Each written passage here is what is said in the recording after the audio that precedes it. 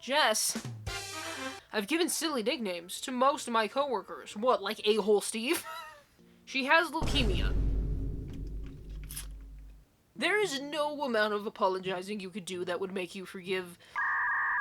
You're pregnant! I'm not the a-hole police. Taryn is a bigger girl. I just know where this is headed. Seriously, what the frick? I don't understand. So hello everybody, and welcome to my channel, or welcome back to my channel. I'm Jessica Layla, and if you're a regular viewer, you know this ain't my usual setup. I am just kind of having some back problems and some health problems in general, and so I need to be able to sit very comfortably if I'm gonna continue posting, which I want to do. Craziest thing happened this month. We hit freaking 2K. You know what time it is, I do this every time. So we just hit 2K fairly recently. I didn't mention it in my last video because everything was already filmed and pretty much edited. And I wanted to make the moment special. So we've hit 2 freaking K. I also have this candle. You know what? I'm gonna live my truth and light up both. Or not, you know, that's fine. So we hit 2K fairly recently, and I was super excited about that. There's been a lot of life situations going on that I'll discuss a little more at the end, in case you're a new viewer and you're like, I couldn't care less. So happy 2K, and honestly, from the bottom of my heart, thank you so freaking much. So that aside, in case you're new and you're like, what's happening? Well, we just hit 2K, but also every last Friday of the month, I like to post Am I the A-hole stories. And in case you don't know what Am I the A-hole is, Am I the A-hole is a subreddit on Reddit where people can describe a story or a situation or something that happened and ask the timeless question, am I the a-hole? And from there, people in the comments will go yes, no, maybe so, everybody sucks here, so on and so forth. And my main go-to for the nasty ones, the toxic ones, the ones that make you go, is this page on Instagram called Toxic Reddit. They are a page that curates some of the most toxic stories from across various subreddits, not just Am I the A-hole. So if you're into that, you should go check them out. They will be linked down below. And I've also started using this other page called Viral Reddit. They have more mild stories and quite a large mix as well. And they too shall be linked down below. So yeah, without further ado, let's just dive right in with the first story. Something in the orange tells me we're not done. Am I the a-hole for stopping my big bro's proposal? Last weekend, I had my wedding, a day I had been looking forward to for a long time. Jess and I had planned everything carefully, and the day was unfolding just as I had hoped. Jess looked radiant. Our guests were enjoying themselves, and everything felt perfect. Then, during the speeches, my brother unexpectedly stood up and announced that he was going to propose right then and there. I was completely surprised. I told him in no uncertain terms that the day was meant to celebrate Jess and me, and that his proposal attempt was not appropriate for the moment. He argued that this was his only chance, claiming he had been waiting for the perfect moment for a long time. While I understood he was excited and perhaps had been struggling to find the right time, I felt that my wedding was not the right place for him to have his moment. A wedding is very personal, and I had planned the day to be just about Jess and me. Later, some family members suggested that I had ruined his opportunity, and even my mother hinted that I should have let him go through with it. This has left me feeling conflicted. I do sympathize with my brother's feelings, but I also believe that certain days should remain focused on their intended celebration. After the reception, Jess and I discussed the situation. We both felt that while family matters can be complicated, I needed to protect the sanctity of my wedding day. It is hard to see someone you care about get hurt, but at the same time, I must stand by my decision to keep the day I had planned. So, am I the a-hole for shutting him down and insisting that my wedding remain a celebration solely for Jess and me, even though it upset him and some of our family members? Let's turn to the comment section, my favorite thing to do. There's just always so much tea there. Proposing at another person's event, especially a wedding, is the height of narcissism and cheapness. I'd be honored if a friend or family member proposed during my wedding.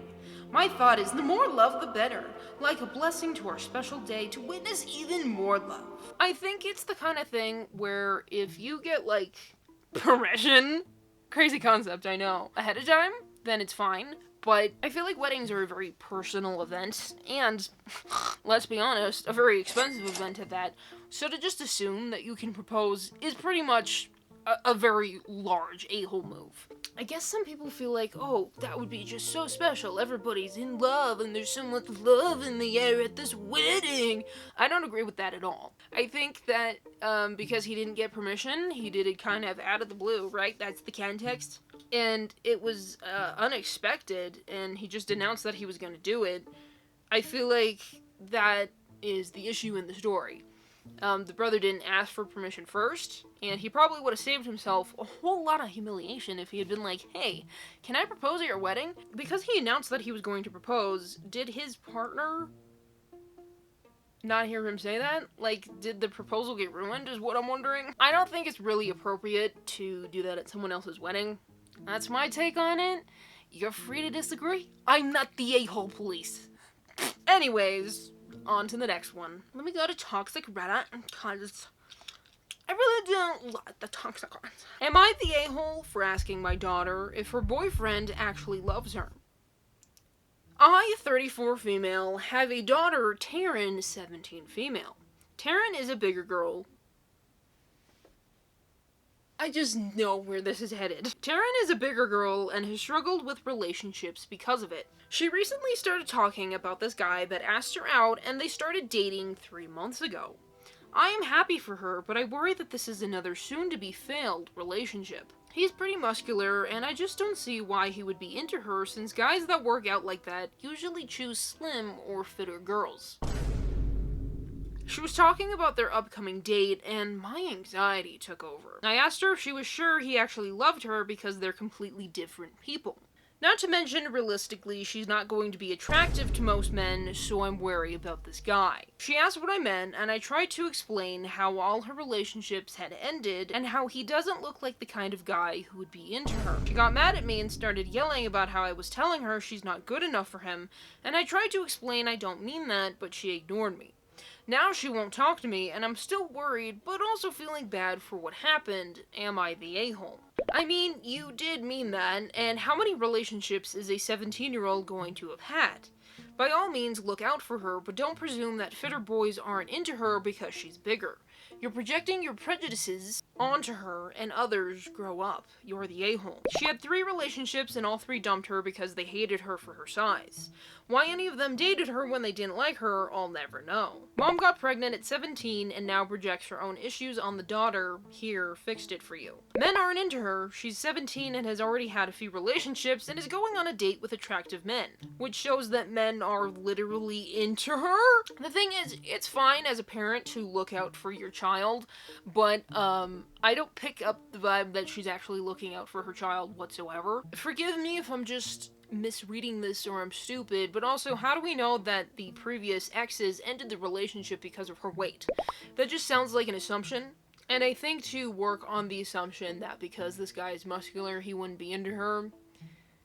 Like, really? I think there are certain mothers who are just kind of weird with their daughters, and this is no exception. I would say in this story and in this situation, the mother is the a-hole because it sounds like she's just making a bunch of assumptions and trying to make herself look good because I'm just looking out for my daughter. I don't believe that for a minute. And it just kind of comes across like other people said like the mother is jealous. Anyways, on to the next one. Am I the a-hole for yelling at my mom for insisting I'm pregnant? That sounds a little invasive, mother. Okay, so I don't really know where to start. Sorry if this is a little brief or TMI, lol. I, 16 female, am very late on my period and believe it is just stress related because I have literally not had any sexual interaction with anybody. All I do is go to my friends, who who is also a female, house, and work, but once I told my mom my period is late, she instantly jumps to the conclusion of me being pregnant, and when I bring up the fact that is literally impossible, she shrugs it off and insists I'm pregnant. And somehow, whenever I bring up how and why this is unlikely, she gets more upset. Today I was bringing up that I am still late, and she starts yelling at me being pregnant.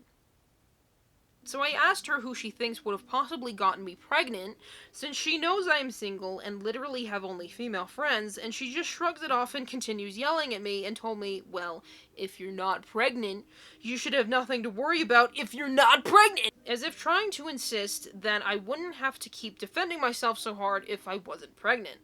For some reason, this caused me to snap because I am tired of being accused of something that literally isn't true and making me feel really bad about myself. After I told her off, she shoved past me and hasn't spoken to me since. Am I the a-hole in this situation? This story is funny, and I'm not laughing at the original poster just because the mother sounds genuinely insane. My biggest point of contention in this story is that stuff like this can be indicative of a health issue, and it feels like the mother is completely overlooking it. Like, being seriously late or being seriously irregular, if you don't know, it can actually be a bad sign, because it can be a sign that something internally is going on. I'm not a doctor, I can't speak on these matters, but that's the type of thing that you should get checked out if it continues to happen. So it's weird that her mother's like, you're pregnant! When in reality, we should be taking this sweet little baby child to the doctor to see if there's something going on. Because generally, the earlier you catch things, the better. And the fact that the mother is pushing the pregnancy thing so hard tells me that she just doesn't want to deal with the actual situation at hand. And it seems like the mother is just way too hyper-fixated on that being the issue rather than medically something might be going on. And especially for a 16-year-old to be, so stressed that she's skipping periods, also not a good sign. So, and genuinely, I think the mother needs to get a grip, because that's crazy. Take your kid to the doctor! Anyways, on to the next one. Am I the a-hole for embarrassing my fat friend for thinking she has a chance with me?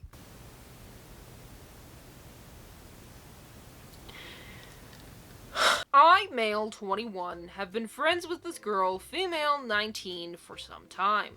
Let's call her Tina. Tina has a good-looking face, but she is kind of overweight.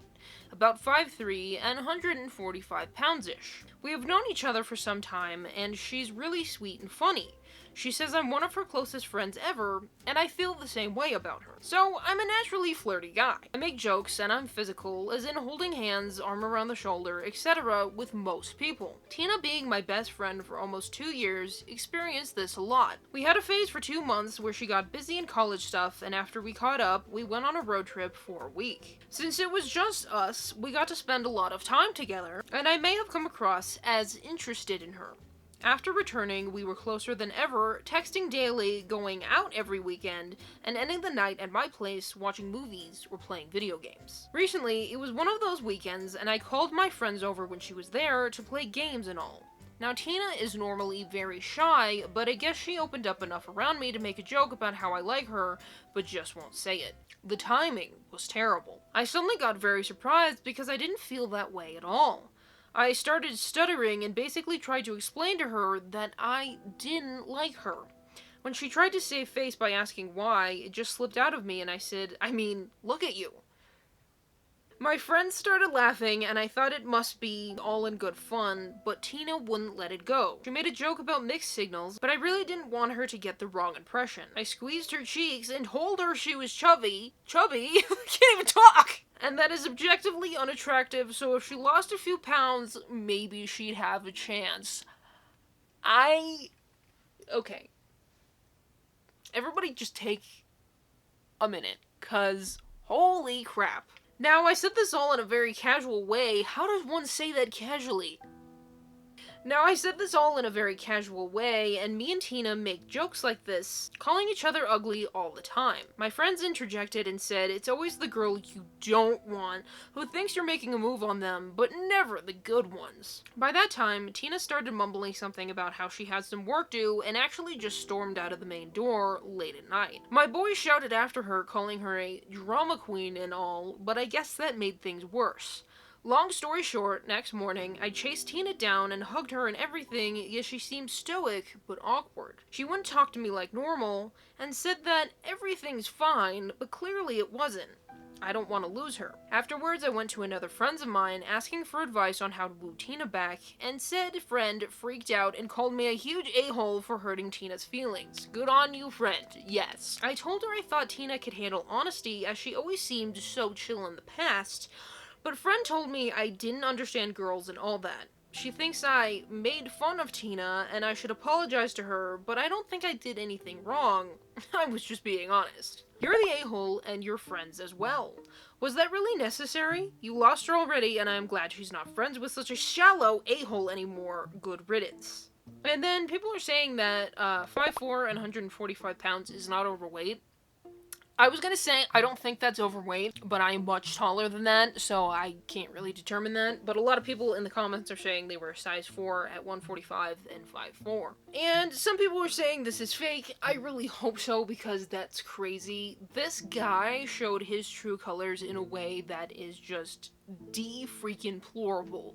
It's pretty horrible, and it comes across kind of like rage bait, but irregardless, I think that it becomes pretty apparent how people actually feel about you if they are willing to throw you under the bus or use you as a source of joke when they're in the presence of friends, because they're trying to act cool and just trying to act suave, and this whole story is horrible. I hope that Tina, in the event this story is real, it's also quite old, I hope that Tina walked the frick away, because yikes, dude, is this the type of person you'd want to be friends with? There is no amount of apologizing you could do that would make you forgive. There is no amount of apologizing a person could do that would make me forgive them if I was treated this way, so I genuinely hope that she walked away. Oh, my neck just cracked. Like, the freaking audacity on this guy is crazy. So yeah, you're the a-hole. Sorry, 100%, there is no shadow of a doubt in my mind that this guy is beyond the pale icky. Anyways, I can't keep reflecting on this guy. On to the next one. Am I the a-hole for not wanting to give up my bedroom for my sister because she's coming back to stay with us? Big names. I, female 17, have two stepsisters, Amy, female 21, and Bella, female 16. Our house has 3 bedrooms and an office-type room. We used to share rooms when we were younger, but Amy moved out for college a few years ago, so me and Bella got our own. Amy dropped out of college and is coming to stay with us. That's fine, but the issue is that my parents are expecting me to move out to Bella's room, or she comes to mine, so they can give the spare to Amy. I said I didn't want to because I need my own space. Sharing rooms when we were kids was okay, but we're not anymore. There's a solution to this. There's a sleeper sofa in the office room that can comfortably fit one person. Amy could stay there, or she and Bella could stay together, but parents are saying she needs her own room. We had a big argument over this. I sort of snapped, said I can clearly see who the favorite is, and that they don't care about me, and my mom said I was being selfish. I don't think they're being fair here, and we're not really talking to each other right now.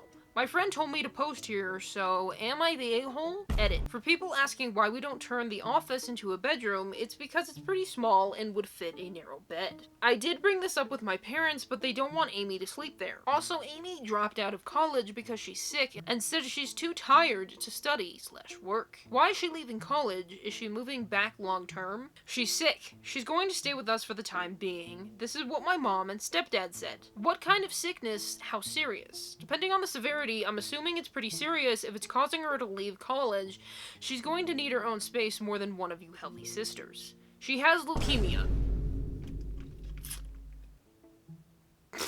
She has leukemia and said she's too tired to study or work now because of her treatments, and parents want her nearby. She lived in student housing before. Her mom also had cancer, so I guess it's a genetic thing. Oh my gosh, I just exited out of I was so shocked. That's wild. The amount of misleading Miss Girl just did. And someone actually said, unpopular opinion, not the a-hole, I wouldn't give up my room either, turn the office room into a bedroom. Yeah, let's turn a narrow little office into a sick room for a girl with leukemia while her bratty sister gets a whole room.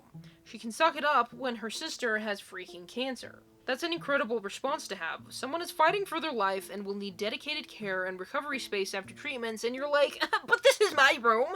Put her on the sleeper sofa! I genuinely wonder if you've ever been near someone with cancer. The fact that you wouldn't want to give up that space to care for your sister speaks volumes.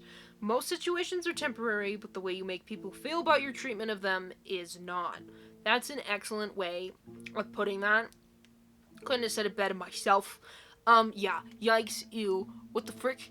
I can't imagine not being willing to give up a space, especially because this probably isn't gonna be forever. Hopefully she's going to recover. I don't know if she ever did, but yeah, I feel like it's kind of telling as to what kind of person you are if you would not be willing to give up your space. Cancer is a very serious illness. She was very misleading about the post. She left stuff out on purpose, you can tell. And the original poster comes across as very selfish. Sorry, they do. You're free to disagree, but I just think it's crazy that someone wouldn't be willing to help out. And, I mean, you could do something about the office. You could figure out something while this horrible situation plays out. Beyond a shadow of a doubt, my final conviction is you are the a-hole, and you are the a-hole in a big way. I understand that teenagers sometimes are a little bit selfish, but that doesn't give you a pass, okay? Because I know. When I was a teenager, I would have given up my room if someone needed it. And I'm willing to bet there's a lot of teenagers watching this who feel the same way. So yeah, you're the a-hole. On to the next one. Am I the a-hole for throwing my wife's pillow out of the room? Last night, when getting ready for bed, I tried taking a picture of how my wife was laying in the bed to show her how little space I had. She made a joke of it and hid under the blankets. We have a king-size bed, have a toddler that sleeps between us, and my wife keeps a pillow between her and the toddler. I was trying to show my wife that her and her pillow already took up over half of the bed, leaving me with little to no space, especially once our toddler laid down. I tried telling her I needed more room, but she kept making a joke of it, so I got in bed, grabbed the pillow she keeps at her back, and tossed it into the hallway, saying, "Here, this will help." Yeet! The next thing I know, my wife is furious, crying, and is gathering her other pillows and blankets, saying, "If I'm that much of a problem, you can just have the bed to yourself." Her and our toddler went to the toddler's room to sleep. That bed is full. This morning, my wife is still mad and barely speaking to me, so I ask, am I the a-hole for throwing my wife's pillow out of the room? Get the toddler out of the bed and tell the wife to get a grip. If he got the toddler out of bed, he'd have to parent his own child and not blame everything on his wife. You know, people are making some pretty good solid points here. Communicate. I think I said this once. Communication is a big problem in these stories. You could just tell her, like, hey, babe, I'm being serious. Could you scoot over? I want to get in the freaking bed and go to sleep. And, I think that throwing the pillow was a little bit of an overreaction, okay? I'm gonna say something kind of rare here. I think it might be one of the, like, third, second, what times? And I'm gonna go, everybody sucks here. Like, I feel like if you just have a normal adult conversation, most of these situations could be avoided. And then if the person you're arguing with is not willing to do the same, then that's when you get annoyed. So the wife, maybe she just thought that we're having a silly little hee-hee moment, but she's taken up at the bed. And then their kid is randomly in their bed. You don't need to have your child in your bed. And I thought that independent sleeping was a good thing for kids. Now, let's be honest, kids are kind of, you know, the child's not the problem. Although the kid might be part of the problem because they're taking up part of the bed. It just feels like if they just talked, they had a conversation, and they put the kid in the kid's own bed, this entire thing could have been avoided. I think tossing the pillow out kind of was a little too aggressive. That's just my take. But I really do feel like this is an everybody sucks here because I mean, I understand, you need your pillows. Pillows are great. Pillows are life. I love pillows personally, but you know what I'm saying? Like, I feel like everybody sucks here. So, it's getting kind of late. It's a whole whopping 9 o'clock p.m. I have been recording for a while, okay? It's been a straight hour, and there's some stories that I started reading. I was like, so let's just do one last crazy one for the night. So this subreddit is Am I the Buttface? Which is kind of corny, but I think it's like a more censored version. But it's still Am I the a-hole? Would I be the buttface if I demanded to know who reported me to HR? I hated saying that sentence. I'm in my early 30s and male.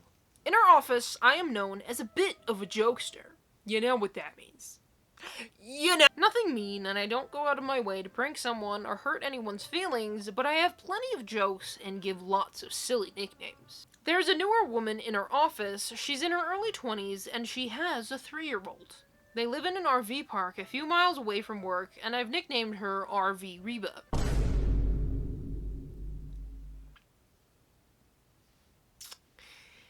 That's pretty disrespectful. I didn't see the harm, it's just a silly nickname. I've given silly nicknames to most of my coworkers. What, like A-hole Steve?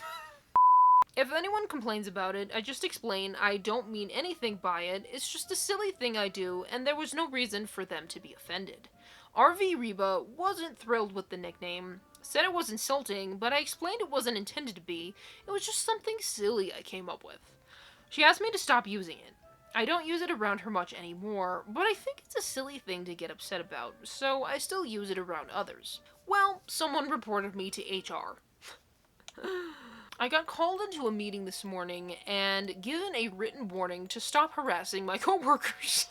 I don't see how this is harassing at all. They're just silly nicknames.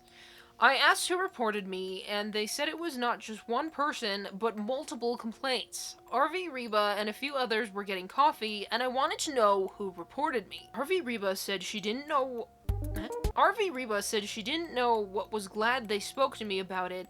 I wasn't listening to them asking me to stop. I think it was probably her and one or two other coworkers who can never take a joke. I wanted to know exactly who it was though. A few coworkers said I'm already the buttface and should let it go, but I really want to know who reported me. Would I be the buttface? If I demanded to know who it was, I think you know you're the buttface. Your jokes aren't amusing to others. This has been explicitly spelled out to you multiple times from the sound of it, therefore you should have already stopped. If others aren't laughing, it's not funny. If it's not funny, it's not a joke. If it's not a joke, you continued behavior is harassment. Stop it before you quite rightly lose your job. I don't see how silly nicknames are harassment, but I'll stop. Maybe I'll look for a different job. You're making fun of someone for where they live. If you are the only one laughing, then you are de facto the buttface. You definitely need to stop and self-reflect. You are the buttface massively. You zero in on something that someone finds embarrassing and repeatedly point it out to all and sundry. You say it's just a laugh, but plainly not for Reba. I'm glad your colleagues reported you. You sound like a horrible person to have around. I never zeroed in on something someone found embarrassing, it's just whatever happens to stand out to me though. I'm not horrible, I just have a different kind of humor. You mean you love to bully others? It's not humor, you just love being an a-hole. Please call it for what it is. What a charmer. Yeah. You are the buttface. How do people say that seriously? Simply put, you are the a-hole. Clearly not able to respect boundaries on top of that. So, first of all, he gives silly nicknames to people. I don't think people like that. He, narrowed in, as was pointed out, that they live in an RV park, and so he started calling her RV Reba. That comes across as pretty offensive. Like, even just initially reading the post, and I didn't know the rest of the context, I was like, that don't sit right with me. And then the more you read it, and he's like, I'm annoyed that various someone's reported him to HR, he doesn't get it, he doesn't see the issues with it, he keeps referring to her as RV Reba in this post, which means he's still pushing the whole nickname. And despite the fact that she asked him to stop using it, he continued to do so. I take issue with this because people have blatantly told him stop, and he continues to do so, and I just find that, like, disrespectful. And, you know, he picked out a pretty awful nickname. Like, it couldn't be, I can't even think of a good nickname. I think this guy knows exactly what he's doing. He just doesn't want to acknowledge that he knows exactly what he's doing. And I feel like there's a lot of audacity coming through, okay? So I think this guy's the a-hole. I feel like he's not respectful of boundaries, and even if he gets another job, this is just going to continue elsewhere, and HR is going to keep getting involved. And eventually, he's going to have a record of this. So yeah, I think that's where we're going to end it for the night. I've been filming a while. I just want to give like a little short discussion at the end of the video because I don't want to bore new viewers. And if you're still here and you're still watching, I freaking love ya! As mentioned at the beginning of the video, we hit 2K, which is a massively big deal to me. I just kind of have, I think, like a drier delivery, and I have a hard time going, oh, I just love you all so much, because it feels kind of parasocial to do that, but at the same time, I really do love you guys. And there's just been so many nice comments and so many nice people as of late, and it's just been really cool. It's been a really cool experience. And then in the midst of all this, there's been some kind of minor health issues popping up. I wouldn't say they're major, but they're enough to be really annoying. So I've been dealing with, really bad back pain, just out of the blue. Literally nothing happened, and literally nothing has helped. I've burned my back so bad with the heating pad to try and make the pain go away, and I can't sit at my usual filming setup because I need some freaking support. And I don't want to stop posting because, like, stuff is happening, girl. But I've also had really bad hives. I've been seeing doctors, I've been on all kinds of medications as of late. Like, there's been stuff going on that's made things kind of harder. So hitting 2K was kind of like this little ray of sunshine. And I am actually very grateful. Sarcasm, weirdness aside, I feel like I'm sinking lower and lower into my bed.